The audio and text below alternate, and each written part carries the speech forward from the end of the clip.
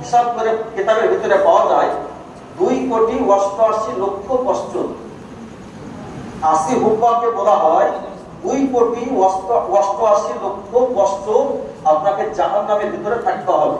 তাহলে নমাজ পড়তে হবে, কোনো মাপ নাই। নমাজ যদি ছেড়ে দেন তার হিসাব তো লাগবে, এবং এই নমাজের এক ওয়াক্ত নমাজ কাজা হলে 2,88,00,000 আপনাকে জাহান্নামের ভিতরে থাকতে হবে। আর হাসরের ময়দান যখন হিসাব কিতাব হবে, তো ওই জায়গার হিসাব আলাদা। ধরেন এই দুনিয়াতে মনে হয় যে সময় তাড়াতাড়ি চলে গেছে, ওই জায়গাতে সময় যাবে না, সময় পার হবে না। তো আপনি আত্মীয় স্বজন পাড়া প্রতিবেশী সবকে এই জায়গাতে পাবেন সাহায্যে, কিন্তু হাসরের ময়দানে সাহায্যের জন্য আপনি পাবেন না। নিজের আমল বা দান খায়রাত যদি করে আপনার নামে, এগুলোর জন্য সব পাওয়া যায়।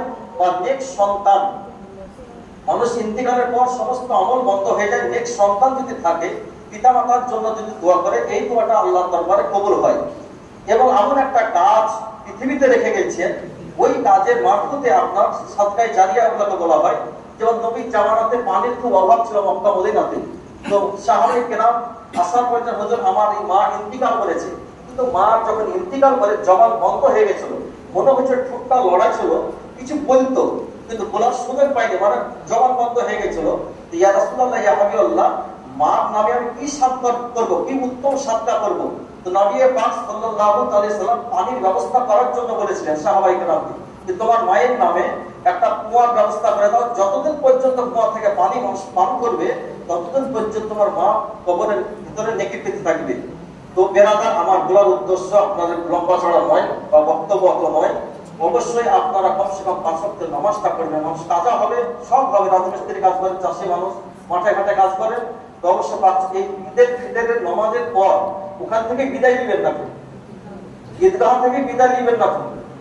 ঈদের নামাজ হলো হওয়ার পর ওখান থেকে বিদায় বাড়ি একবারে আর মসজিদের দিকে নয়, শুধু জুম্মা আসবে সপ্তাহে একদিন, ওই কাজটা করবেন না। অবশ্যই 5 ওয়াক্ত নামাজ পড়বেন।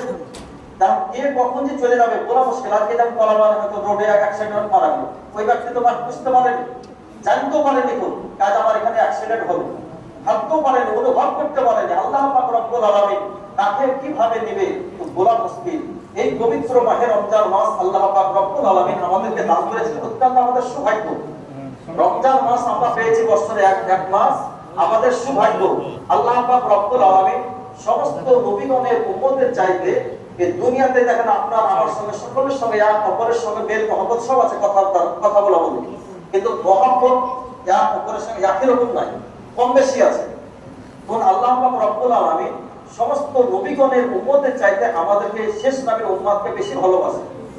এর জন্য আল্লাহ পাক রব্বুল আলামিন 1 মাস রোজা ফরজ করেছিলেন যে আমার শেষ নবীর উম্মতই জানে নেকিগুলোকে, গুনাহগুলোকে ক্ষমা করতে পারে, আর নেকির বোঝাটা যেন ভারী হয়ে যায়, নেকিগুলো যেন বেশি হয়ে যায়, এই কারণে এই ব্যবস্থা। এবং বছরে কিছু মেন রাত্রি আছে বা দিন আছে, ওই রাত্রিগুলো জাগরণ করলে বা ইবাদত করলে, আল্লাহর কাছে দোয়া করলে আল্লাহ পাক অনেক নেকির অধিকারী করেন। তো অবশ্যই যেমন মুসা পয়গম্বর আলাইহিস সালাম একদিন আল্লাহর কাছে আবেদন করলেন, হাদিস শরীফের ভিতরে পাওয়া যায়, মুসা আলাইহিস সালাম বলেছেন, আল্লাহ তোমার নিকটে আমি যতটা প্রিয় মহব্বতে এবং তোমার সঙ্গে আমার যে দূরত্ব